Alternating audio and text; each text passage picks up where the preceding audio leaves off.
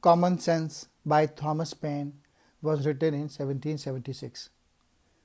Self-determination is the right of every people and nation, but it still requires courage to turn it into reality. The cause of America is in a great measure the cause of all mankind. Thomas Paine landed a job as an editor of Pennsylvania magazine, increasing its circulation with coverage of controversial issues, and his own essays in favor of abolition of slavery and the rights of women raised his profile.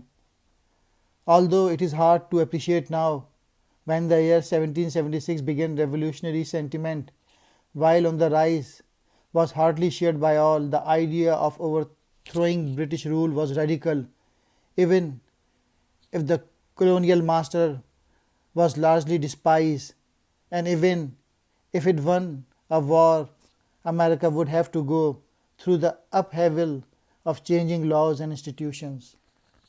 Paine asked, why have the monarchy at all? In reality, the king remains the overbearing power in the triumvirate of monarch, lords and commons. Though we have been wise enough to shut and lock a door against absolute monarchy, he attacks the idea that Britain is the mother or parent to America. In fact, its parent is Europe, since many of the settlers came from countries other than Britain, and Americans feel a brotherhood with every European Christian. Moreover, America had to support Britain in the wars against Spain and France, who were not American enemies. Thomas Paine correctly notes that American genius is not for war but for commerce, and it is through becoming an independent trading nation with free ports that it will foster friendship with European countries. United States of America, when defending American revolutionary action against the British Naval High Command, only a full union of the states would bring, he famously said, importance abroad and a union at home. Thomas Paine also makes a case for America needing to establish its own navy. Most of the British Navy is at any time thousands of miles away, he points out, so cannot properly defend American shores.